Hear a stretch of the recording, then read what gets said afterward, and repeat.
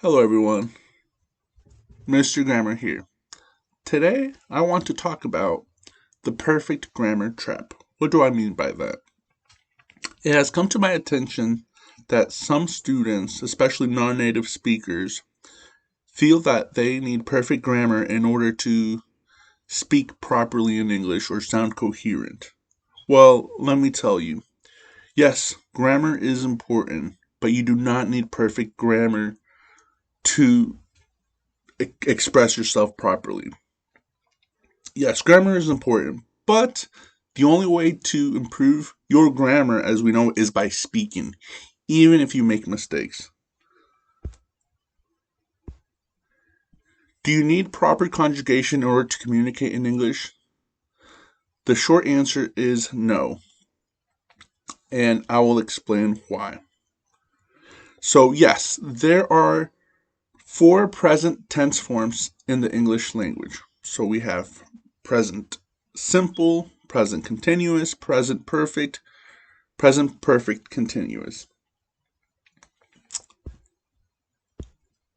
Have I bored you to death now? Okay, well, yes, I get these looks all the time. And I remember when I was in high school once upon a time and I studied grammar, and it really sounded like torture. But in the grand scheme of things, I've come to the conclusion that grammar shouldn't be this foreign concept where you're just drilling exercises and putting yourself to sleep. On the contrary, you improve your grammar through various means, but you cannot be afraid of tackling this by continuing to write, continuing to speak, continuing to read. And let's just do some conjugation so I can provide a little more clarity to this. Let me conjugate teach because I am a teacher. Present simple, I teach English. Present continuous, I am teaching English. Present perfect, I have taught English. Present perfect continuous, I have been teaching English. Okay, so there are different forms of saying I teach English, but if I were to say it in a certain different way, I would still get the gist. I am an English teacher. So let me explain why you don't need perfect grammar. Yes, perfect grammar is amazing, but look, I am Mr. Grammar, not Mr. Perfect. I make mistakes. We all make mistakes. But if you are in fear of practicing your English or practicing to read and write, that should be fearful itself. That's what you should be afraid of, because without practicing, that's how your grammar does not improve. Let me explain. Okay, so let's read this passage. Last night I went to the store and bought a new book. When I have gotten home, I began to read it immediately. The story is about a detective who solved a mystery that had been perplexing the town for months. I was really enjoyed the book, and I feel excited to finish it today. Okay, so if someone said that to me, obviously I would be able to point out that bide, have gotten, began, all of these verbs are incorrectly used.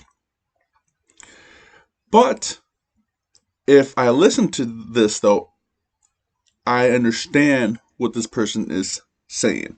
So, for example, I understand some keywords. Went to the store, bought a book. This person returned home, reads the book, and it's a mystery about a detective that finally solves a set of mysteries that has been plaguing this town. And it was a great book. This person really enjoyed the book. Okay, so obviously grammar is not perfect here, but I get it. Someone bought a book, they went home, it's a mystery book, it had a happy ending, and um, the person really enjoyed the book. Okay, not perfect English, but I get the gist of it. That's the key word, the gist. if you communicate yourself, even if your grammar is not perfect, but if the main message is received, then you have done your job. Obviously, you need to tune up your grammar, but as long as you spread your message coherently enough, and that's how you improve your grammar, by practicing. Now let's look at the corrected passage. Okay, so last night I went to the store and bought a book. Okay, past tense. When I got home, I began to read it immediately. The story is about a detective who solved the mystery that had been perplexing the town for months. I really enjoyed the book, and I feel excited to finish it today. Okay, so corrected message, much more coherent here, okay? But I still get the gist. I went to the store, bought a book, got home, read it. It was about a detective that solved the mystery that had been perplexing the town for months. Okay, so book, got home, read a mystery book, enjoyed the book, and was excited to finish reading it. Okay, so yes, grammar is important, but just because your grammar is not perfect does not mean that you should not practice communicating with others in English or reading or writing, okay? Because not every person becomes a great grammarian overnight, okay? It takes practice, but if you lock yourself up without practicing, without exposing yourself, then that's how your grammar does not improve, okay? So just practice reading, writing, communicating. So I do have a tip though. How can you ensure that at least your message is coherent, at least your message gets through? Well, every sentence must have a noun, either a noun or a pronoun and a verb. Okay, so if you think of noun and a verb or pronoun and a verb. So for example, here I teach English, okay? Now, let's see. What is, in this case, the pronoun? I.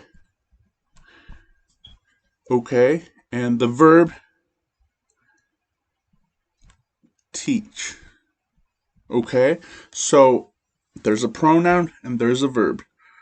I teach English. If I were to say I teach, that would be sufficient. That is a complete sentence. But because I want to be specific, I teach English, then that's okay. That's a more, now you know that I don't just teach, I teach English. Okay, so always remember every sentence needs either a noun, pronoun, and a verb.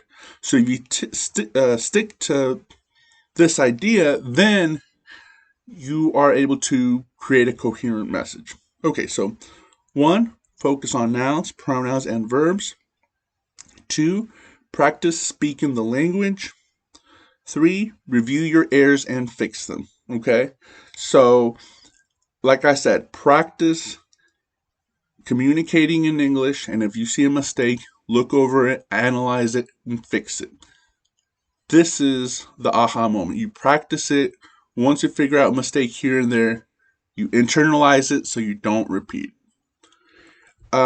Research your questions. So if there is like a comma in the wrong place, you think, or you're wondering where quotations go, or why someone sounds different than another person. So, for example, you might talk to your neighbor, but in school, another word is used that your neighbor uses. So, there you do your research, try to find the right answer. And number 5, a way to improve your grammar is to subscribe to Mr. Grammar's channel.